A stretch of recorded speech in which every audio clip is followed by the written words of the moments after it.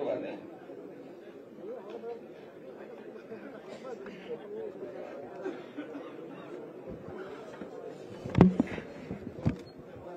मैं अपने प्रेस के साथियों का बहुत बहुत धन्यवाद देना चाहता हूँ।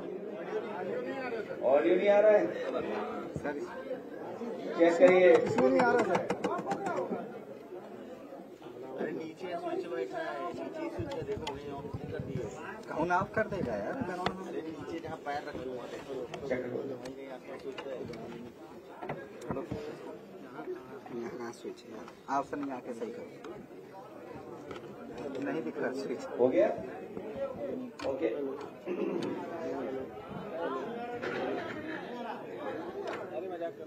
मैं अपने प्रेस के साथियों का बहुत बहुत धन्यवाद देना चाहता हूं। मैं आज कहाँ स्विच है यार? सिख समाज के हमारे बहुत प्रतिष्ठित सम्मानित संगठन से जुड़े लोग और समाजवादी आंदोलन से लगातार जुड़े हुए लोगों के बीच में आज बैठक की।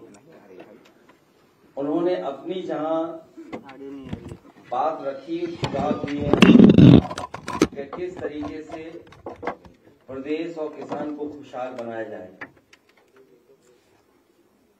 मैंने भरोसा दिलाया और हम सभी समाजवादी लोगों ने भरोसा दिलाया है कि जो उनका ज्ञापन था, आने वाले समय में सरकार बनने पर उनके ज्ञापन में दी गई बातों पर हम लोग अमल करेंगे। वहीं यही भरोसा दिलाया है कि किसान को खुशहाल बनाने के लिए और उनकी तमाम ऐसी समस्याएं जमीन को लेकर के, खेती-बाड़ी को लेकर के, किसी समय इनके परिवार के लोग आए थे और इस प्रदेश के धरती पर रहकर के उन्होंने खेती-बाड़ी कर करके प्रदेश को खुशहाल बनाया। लेकिन कई बार देखने को मिलता है कि जो सरकार के कानूनी लोग हैं वो उनको समय समय पर अत्याचार और अन्याय करते हैं। इनकी तमाम समस्याओं का निराकरण करने का काम हम समाजवादी सरकार में आने वाले समय में करने का काम करेंगे। वहीं इनके धार्मिक आयोजन से लेकर के जो हमारा संविधान रास्ता देता है कि सभी धर्मों को बराबर का सम्मान मिले, वो सम्मान देने का काम हम लोग करेंगे। राजनीतिक तौर पे भी सम्मान देने का काम करेंगे। जिस तरह नेताजी ने कोई सदस्य नहीं था, उसके बाद भी मंत्री बनाया था, कैबिनेट में साथ में रखा था, इस तरह का भी सम्मान करने का काम हम लोग करेंगे। इनकी जो प्रतिभाएं हैं, जो बच्चे खेल कूद में भी आगे बढ़ना चाहते हैं, जो प्रतिभाएं हैं, उनके लिए भी अगर विशेष सरकार मदद करेगी, सरकार की मदद से हम लोग इनको, उनकी प्रतिभा को आगे बढ़ाने का काम करेंगे। मैं धन्यवाद देना चाहता हूं तेजिंदर सिंह बिग जी को, गुरप्रीत सिंह जाजी साहब को, देवेंद्र सिंह खालसा जी को, जगदेव सिंह जग्गा जी, सुरेंद्र सिंह जी, इकबाल सिंह चीमा जी को, कुलदीप सिंह भुल्लर जी को, पिंदर सिंह सिद्धू, प्रतिंदर सिंह, गुरवंश सिंह चीमा जी, राजेंद्र सिंह खैरा जी और हमारे बहुत पुराने समाजवादी आदरणीय सरदार गुरदयाल सिंह जी और बड़ी संख्या में जो और साथी जिनका मैं नाम नहीं ले पा रहा हूं, समाज से जुड़े हुए सभी प्रतिष्ठित साथी जिन्होंने आज कार्यक्रम सफल बनाया, मैं सबका धन्यवाद देता हूं। मुझे पूरा भरोसा है इनका सहयोग और समर्थन समय समय पे हम लोगों को मिलेगा। अभी इन्होंने बड़े पैमाने पे हम लोगों की मदद करके कई सीटों को जिताने का काम किया।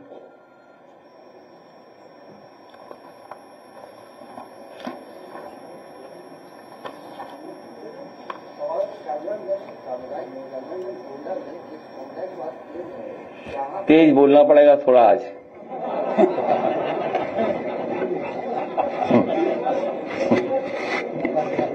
नहीं पता लगा गोंडा सुनाई दिया, कर्नाटक सुनाई दिया, समस्या सुनाई नहीं दी। मैं विशेष धन्यवाद देना चाहता हूं उस नौजवान साथी का जिसने मुझे सम्मान से पगड़ी पहनाने का काम किया, सिमरन सिंह लाडी जी का। और इन्होंने बहुत से साथियों को पहनाया, बहुत से ऊंचे पद पे बैठे लोगों को भी पहनाया।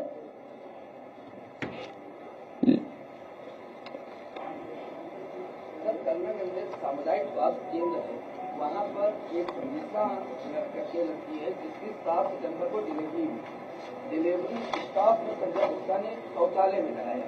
इसकी कंप्लेन की गई, डिप्टी सीएम को डिप्टी सीएम की तरफ से कार्रवाई के आदेश जारी हो गए। उसके बाद भी कोई कार्रवाई नहीं हो रही है और जो पीड़ित बच्चे हैं उसको स्टाफ नर्स और स्टाफ के तरफ से प्रताड़ित किया जा रहा है।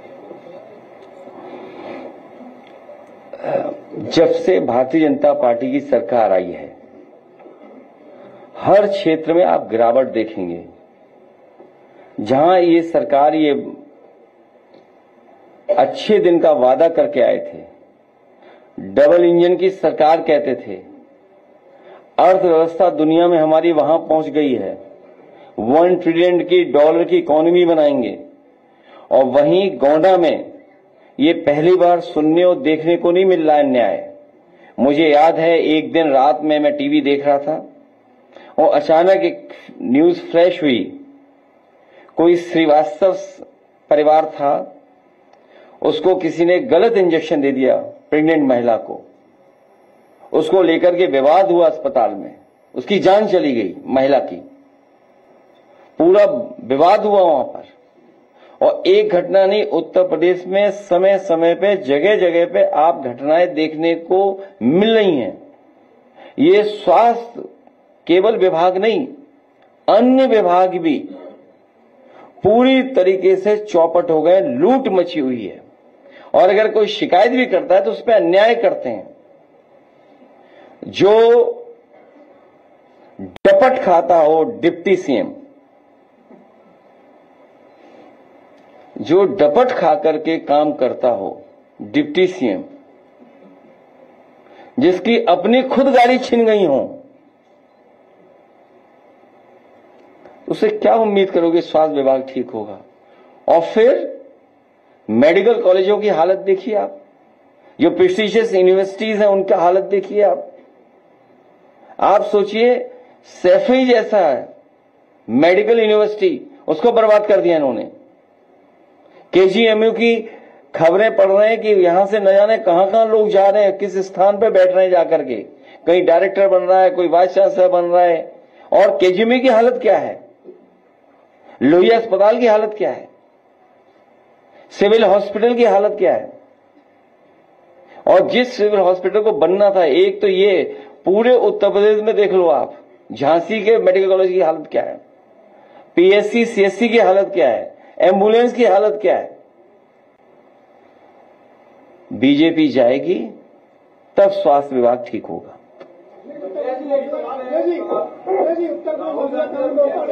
उत्तर प्रदेश सरकार के एक मंत्री ने टिप्पणी किया है, प्रियंका गांधी को सुंदरता बुला दिया और राहुल गांधी को रावण बुला रहे हैं। कौन है ये मंत्री? दिनेश प्रताप सिंह मंत्री है उत्तर प्रदेश सरकार। हालांकि वो कांग्रेस में भी रहे हैं और हमारे साथ थे तब ठेकेदारी करते थे। और ये जो साथी बोल रहा है ये अपना पैकेज नहीं बताएगा ये भी पैकेज पे ही चलता है ये चैनल भी।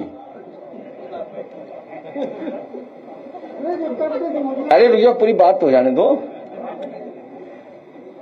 भारतीय जनता पार्टी के लोगों के पास काम नहीं है, इन्हें काम दिखाने को नहीं, खोखले हो गए हैं।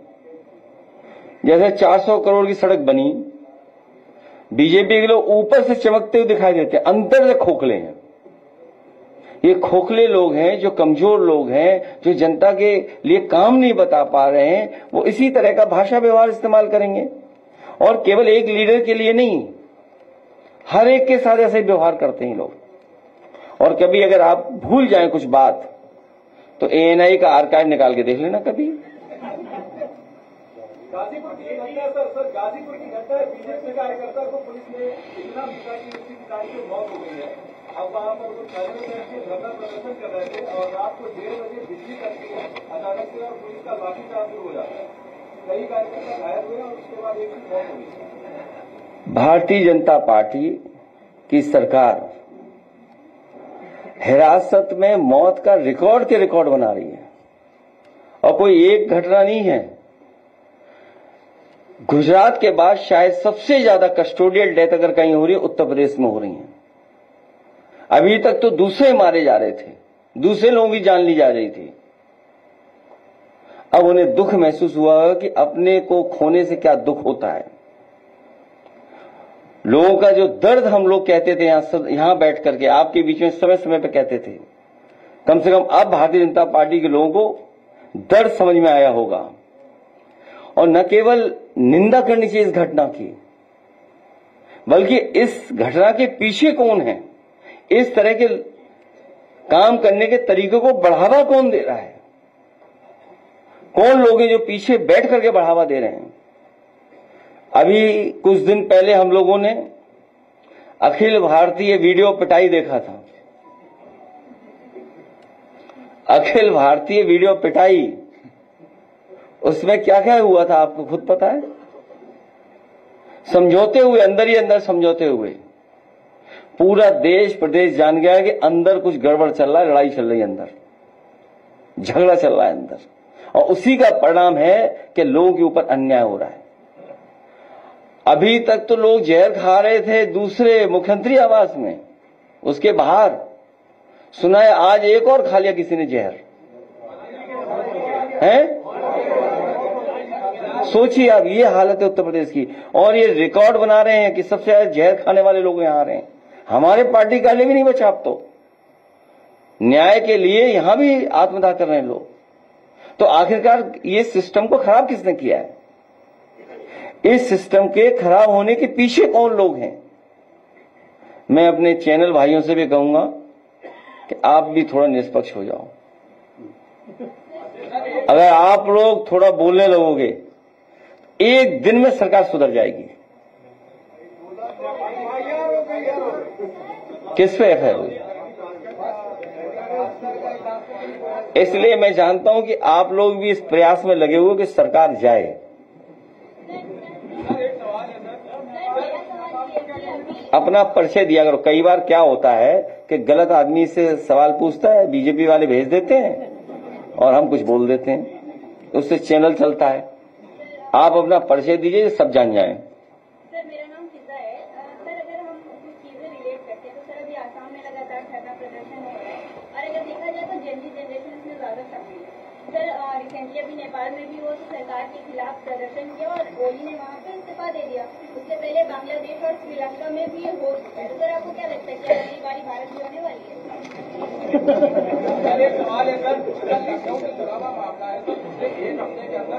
मैं इन्हीं से जोड़ देता हूं अपनी बात, और क्या कहूं मैं। आप क्यों ऐसा कह रही हैं, ऐसा क्यों समझ रहे हो आप? क्योंकि अगर हम रिलेट करते हैं तो तीनों देशों में लगातार जेन ज़ी जनरेशन ने ही प्रदर्शन किया है। और सर, अगर देखें तो मैं भी एक जेन ज़ी जनरेशन से ही होती हूँ, मुझे भी नौकरियां चाहिए, मिल नहीं रही, वो अलग बात है। तो आपको क्या लगता है कि जो आसाम में किया जा रहा है, उन्होंने ये भी कहा कि उनकी बातें सुनी नहीं जा रही है, तो अगला नंबर क्या हम भारत का लिख सकते हैं? पहली प्राथमिकता ये होनी चाहिए कि जो हमारे पड़ोसी देश हैं उसमें शांति हो, और जो बॉर्डर्स हैं उसके आसपास शांति हो। ये पहली प्राथमिकता भारत सरकार की होनी चाहिए। और भारत सरकार अपनी विदेश नीति पे कई बार असफल हुई है, हमने आपने देखा है। वहां की इंटरनल पॉलिटिक्स में इंटरनल क्या क्या हुआ है उसमें बहुत सारी स्टोरीज आ रही हैं, क्योंकि सोशल मीडिया के समय पर कोई बाउंड्रीज नहीं है। एक पहलू देख करके कोई हम निर्णय नहीं ले सकते हैं। वहां और भी कई सवाल थे, गरीबी के, बेरोजगारी के, महंगाई के, और जो जनरेशन, जिस जनरेशन के बारे में बात हो रही है, वो लोग भी कुछ सोशल मीडिया में चीजों को प्रोपोगेट कर रहे थे। तो बहुत सारी चीजें हैं जिनको किया जा सकता है एक साथ जोड़ करके, लेकिन हमारा देश और खुशहाल हो। हम सब यहां बैठे लोग हैं जो भविष्य अच्छा देखना चाहते हैं। P for progress. हमारा साथी, लाड़ी साथी जो पगड़ी पहना रहा था, वो कह रहा था कि लाल रंग की पगड़ी खुशी में पहनाई जाती, खुशी के समय पर। मैं उसको धन्यवाद देता हूं, क्योंकि अब खुशियां और अच्छाई के रास्ते पे जाने वाले हैं हम लोग, सरकार बनाने वाले हैं।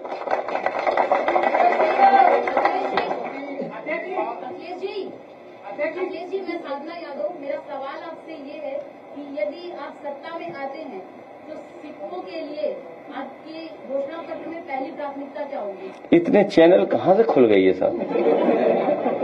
अभी तक तो साधना चैनल सुना था।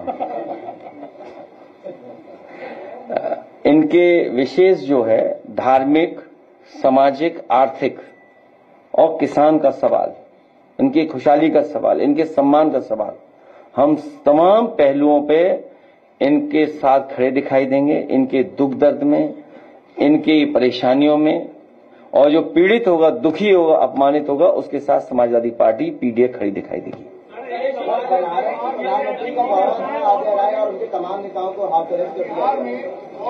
ये नई गिरफ्तारी है। हमारी पार्टी के तो सबसे पहले गिरफ्तार होते हैं। सर एक सवाल है सर, अभी लखनऊ में तो कई दिनों से किडनैपिंग हो रही है। कल भी 2 बच्चे किडनैप हुए, अभी किडनैपिंग का प्रयास हुआ। पिछले 1 हफ्ते में अभी कोई शाहबाग से लड़का जा रहा था, बाराबंकी से, उसको पकड़ा, उसको उसने 1 लाख रुपए न केवल किडनैपिंग बल्कि डिजिटल अरेस्ट भी बड़े पैमाने पर उत्तर प्रदेश में बढ़ा है, और डिजिटल अरेस्ट में, क्राइम में उत्तर प्रदेश नंबर 1 दिखाई देता है। महिलाएं सबसे ज्यादा असुरक्षित हैं, उत्तर प्रदेश सबसे आगे। बेटियों के साथ सबसे ज्यादा घटनाएं हुई, उत्तर प्रदेश आगे है। करप्शन में भी मैं समझता हूं सबसे आगे उत्तर प्रदेश ही दिखाई देगा। सरकार जाएगी, भाजपा हटेगी, भाजपा जाएगी, तभी कानून व्यवस्था लागू होगा।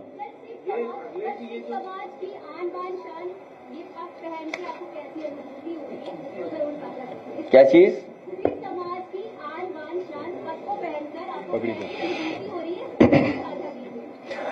सिख समाज का बहुत शानदार इतिहास है।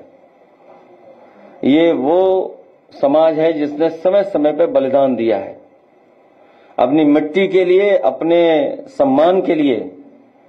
अगर जान भी देनी पड़ी होगी तो परवाह नहीं की इन्होंने। दुनिया में जितनी भी, और भारत की धरती पे जितनी भी लड़ाइयां हुई हैं, समय समय पर इनकी बहादुरी के पर्चे हर जगह हैं। खेती बाड़ी में भी सबसे आगे इन्होंने मेहनत कर करके अपनी पहचान बनाई है। न केवल खेती बाड़ी में किसान अच्छे हैं, बल्कि दुनिया में अगर भारत की तस्वीर को सबसे पहले, सबसे ज्यादा किसी ने बदला है, जो सम्मान की दृष्टि से भारत को भी देखा जाता है, वो सिख समाज के लोगों का योगदान है। चाहे वो अमेरिका हो, इंग्लैंड हो, यूरोप हो, दुनिया के किसी हिस्से में हम चले जाएंगे, आज हर जगह सिख समाज के लोगों ने अपनी मेहनत से, अपने टैलेंट से, अपनी कुशलता से एक स्थान बनाया है। आज सिख समाज की वजह से भी भारत के लोगों को सम्मान की दृष्टि से दुनिया में देखा जाता है। किसको?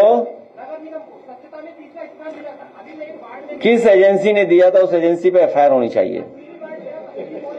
जिस एजेंसी ने वो लखनऊ को नंबर 3 पर सफाई पर पहुंचाया था, स्मार्ट सिटी में पहुंचाया था, उस पे एफआईआर दर्ज होनी चाहिए।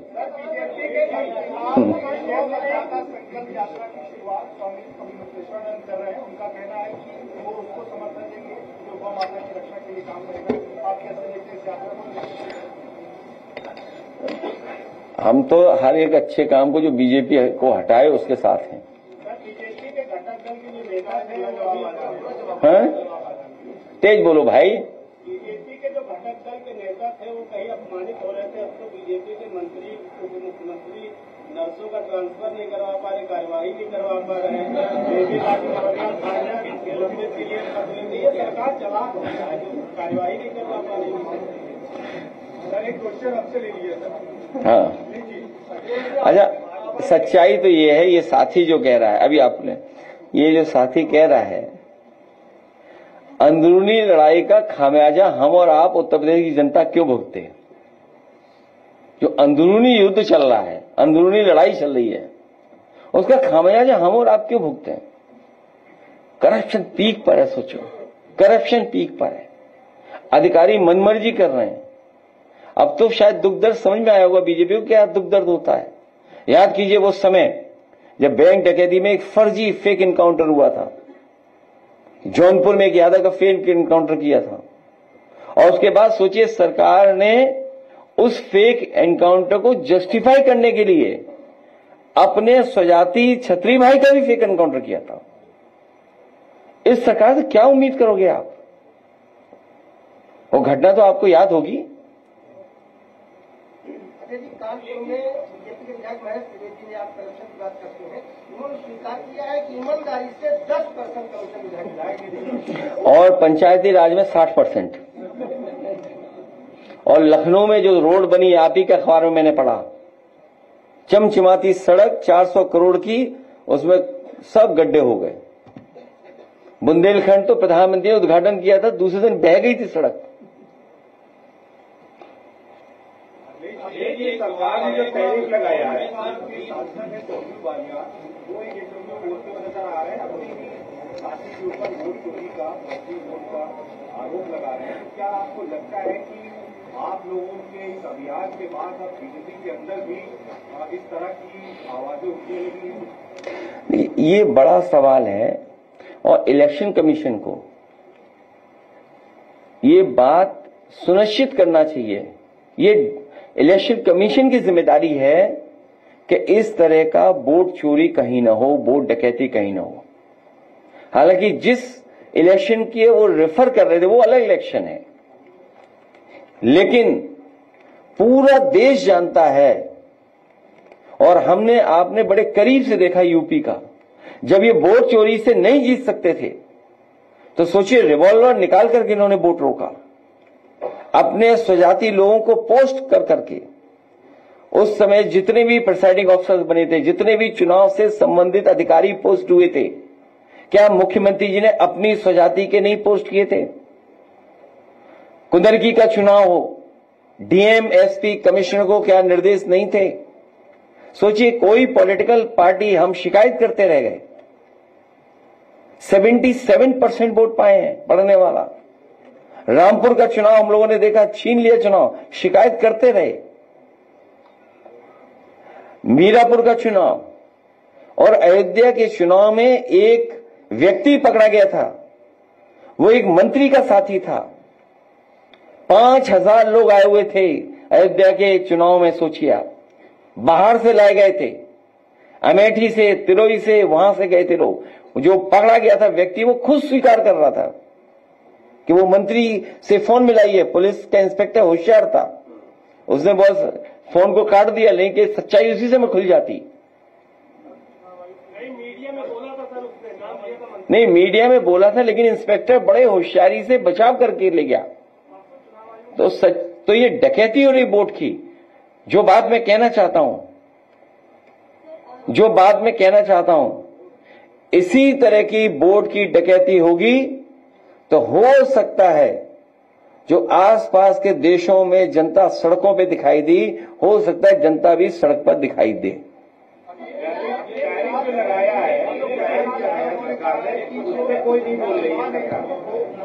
टैरिफ भारतीय जनता पार्टी के मुंह पे लग गया है।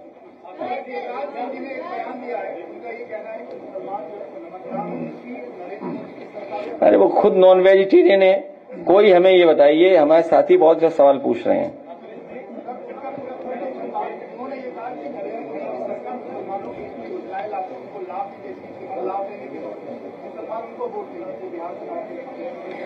हमारा तो उनसे एक ही सवाल है, क्या सनातन के लोग नॉन वेजिटेरियन खा सकते हैं कि नहीं खा सकते हैं? बस इतना बता दें हमें।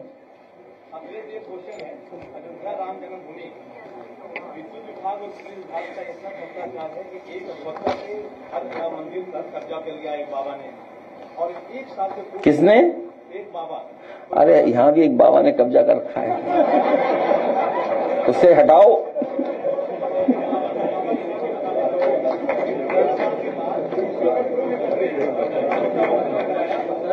अरे तेज बोलोगे तो आवाज पहुंचेगी नहीं। हमें यही बाबा समझ में आएगा, एक बगल में है।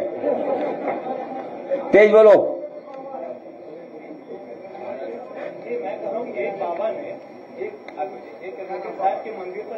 वो बाबा योगी है क्या? अच्छा, बाबा है बस। और उस मुकदमे में यही सत्य का मुकदमा हुआ गंभीर धाराओं में AK शर्मा से मिला, सबसे मिला, अभी तक गिरफ्तारी नहीं होती है। तो हमारा आपके माध्यम से जो आप सवाल कर रहे हैं, कानूनी कार्रवाई हो, दोषी जेल भेजा जाए।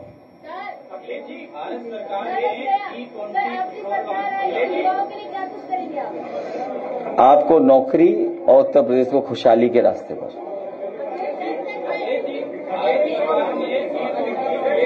क्यों, कहीं जाने का मन नहीं है आपका?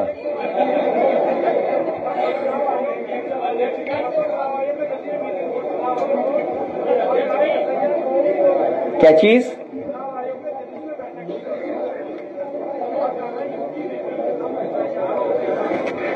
समाजवादी पार्टी, क्योंकि सुप्रीम कोर्ट के समय समय पे निर्देश आए हैं और सुप्रीम कोर्ट ने निर्देश दिए चुनाव आयोग को, हमें पूरा भरोसा है कि चुनाव आयोग उन निर्देशों का पालन करेगा। चुनाव आयोग भारतीय जनता पार्टी का जुगाड़ आयोग नहीं बनेगा। जो चुनाव आयोग की जिम्मेदारी है कि सही वोट बढ़ना, गलत वोट नहीं बनना और निष्पक्ष चुनाव ट्रांसपेरेंसी लाए। हमें उम्मीद है कि टेक्नोलॉजी इतनी है, आधार भी है और तमाम सुविधाएं इलेक्शन कमीशन के पास हैं, तो वोट पूरा बनेगा, कोई छूटेगा नहीं और जब वोट पड़ने का समय आएगा तब भी निष्पक्ष चुनाव होगा।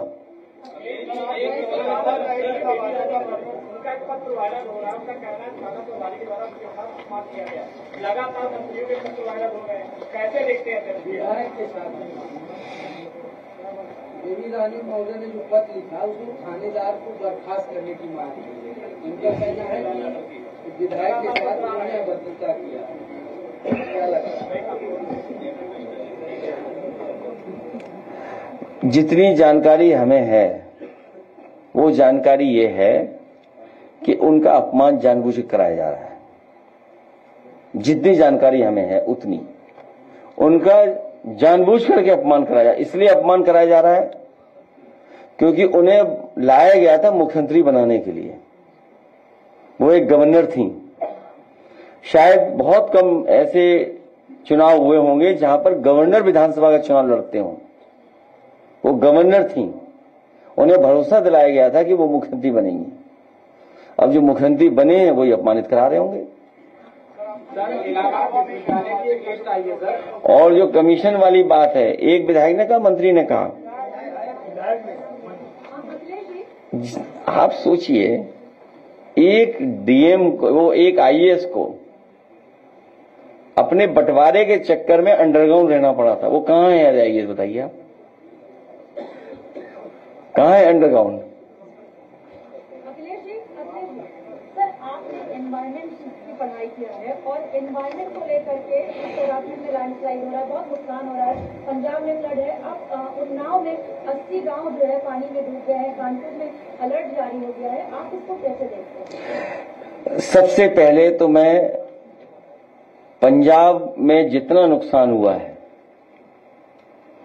बड़े पैमाने पर लोगों की जान गई है, बड़े पैमाने पर खेती जो खड़ी थी किसानों का नुकसान हुआ है।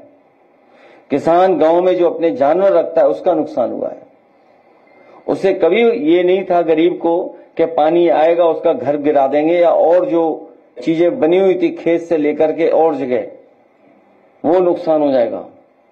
हमारी अपील है यहां से, आज जब हमारे सिख समाज के लोग यहां इतनी बड़े पैमाने में बैठे, इनकी भी मांग थी कि पंजाब के लोगों का पूरा भरपाई हो, उनकी जो नुकसान हुआ है फसल का पूरी भरपाई हो, जानवर का उसकी मदद हो, घर मकान की मदद हो, जान माल का जितना नुकसान हुआ है उसकी सरकार भरपाई करे।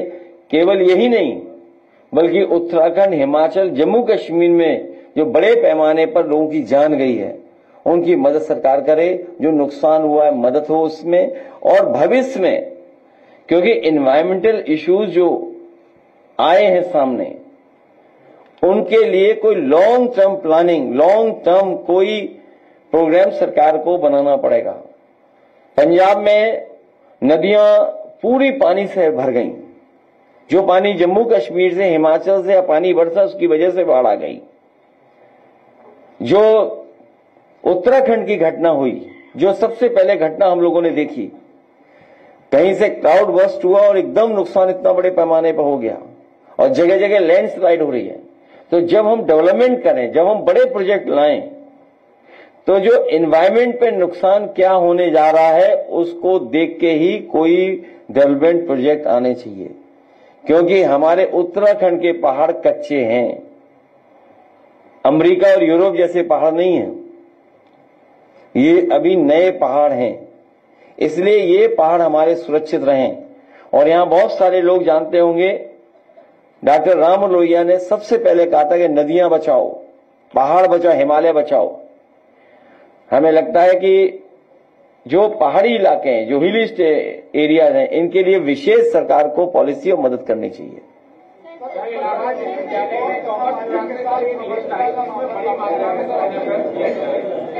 एनएफएस नया प्रोग्राम है, ये बीजेपी जाएगी तभी एनएफएस से बचेंगे।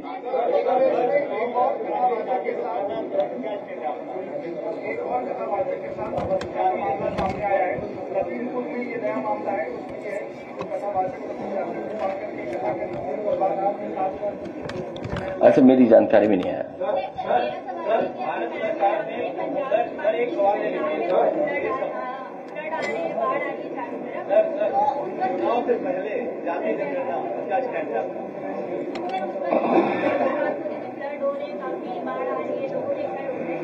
सोशल मीडिया पर वीडियो बहुत वायरल होगी जिसमें कुछ मुसलमान वहाँ पे सिखों की मदद करने नजर आ रहे हैं, लेकिन कुछ दिन पहले देश की सरकार ने ये कहा था कि मुसलमान देशद्रोही होते हैं, वो किसी की मदद नहीं करते।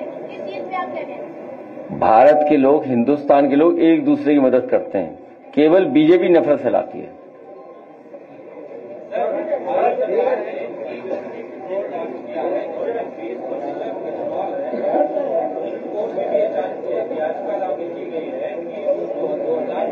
पहले की जो गाड़ियां हैं वो खराब हो रही है नितिन गडकरी जी ने कहा कि पैसा दे करके हमारे खिलाफ प्रोपेगेंडा चलाया जा रहा है। ऐसे 2023 से पहले की गाड़ियों का क्या होगा? इथेनॉल को उत्तर प्रदेश में भारत में उत्तर प्रदेश सबसे 1 नंबर पर है इथेनॉल बनाने में, तो फिर गन्ने का मूल्य क्यों नहीं बढ़ रहा? ये बहुत अच्छा टेक्निकल सवाल पूछा इन्होंने। बीजेपी का बस चले तो गन्ने से सीधा इथेनॉल बना दे, चीनी बनाए ना। अरे ब्राजील में बनता है, मैक्सिको और देशों में बनता है। तो ये सरकार मुनाफे की तरफ ज्यादा जाती है, जहां इन्हें मुनाफा मिलता है उस तरफ जाते हैं और मुनाफे को अपनी जेब में रखते हैं, बांटते नहीं है। यही झगड़ा है। हम चाहते हैं हमारा किसान खुशहाल हो। अगर गन्ने से या गन्ने के प्रोडक्ट के बाई प्रोडक्ट से कोई लाभ मिल रहा है तो उसको शेयर किसान को मिलना चाहिए। लड़ाई बहुत पुरानी है, ये लड़ाई बहुत पुरानी है। जो मुनाफा कमाया जा रहा है उसका बंटवारा किसानों को हो, किसानों को लाभ मिले उसका।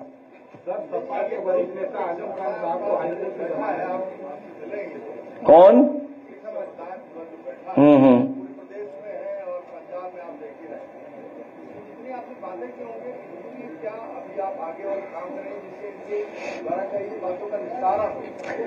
जितना भरोसा आपको है कि अगली सरकार बीजेपी की नहीं बनेगी, उससे ज्यादा भरोसा सिख समाज को समाजवादी पार्टी पर है।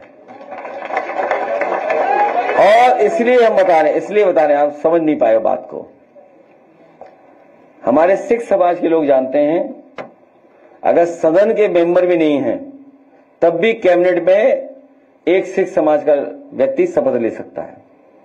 अगर ये किसी ने करके दिखाया है तो नेताजी और समाजवादी पार्टी हम लोगों ने करके दिखाया है।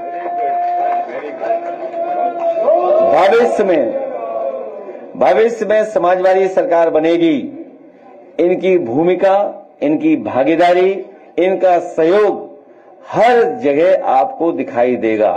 इसलिए जितना भरोसा आपको है कि ये सरकार जाने वाली है, उतना ही भरोसा हमारे सिख भाइयों को है कि सरकार बनेगी तो उन्हें हर स्थान पर सम्मान देने का मार्ग मिलेगा। आखिरी में, अभी रुक जाइए, अभी जाइए मत, एक गाना हमारे साथी का है। अभी नहीं जाइए है? क्या चीज? आवाज नहीं आ रही है। अरे रुक जाओ, उनकी बात। हाँ, समाजवादी पार्टी और हमारे लोग लगातार इस प्रयास में कि उन्हें न्याय मिले और उनके सभी मुकदमे खत्म हो। समाजवादी सरकार बनेगी तो एक एक मुकदमा उनका वापस ले लिया जाएगा। और सोना खरीद लो, दिवाली तक 2 लाख रुपए होने जा रहा है। मुनाफा कमाओ, क्यों बुराई कर रहे हो महंगाई की? बीजेपी की तरह काम करो, महंगाई मत बोलिए, मुनाफा बोलिए कि अगले 2 वर्ष बाद मुनाफा होगा। सोना खरीद लो, दिवाली पे 2 लाख रुपए होने जा रहा है। अरे मैं आपसे कुछ और बात कह रहा हूं, आप बात ही नहीं समझ पा रहे हो। बीजेपी की तरह चलो, महंगाई से उन्हें नहीं लेना देना है, आपको सपने दिखाएंगे मुनाफे के कि आप दिवाली तक और सोना खरीद लो। सुनने में आया है, हालांकि सच्चाई कितनी मुझे नहीं पता, कोई सोना बहुत इकट्ठा कर रहा है। अब वो आप लोग पता करो, लखनऊ से कितनी दूरी पे बहुत सोना इकट्ठा हो रहा है।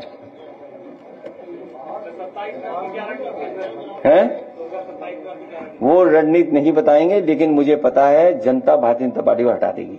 गाना चलाइए, नहीं सवाल पूछ रहे बेमतलब में।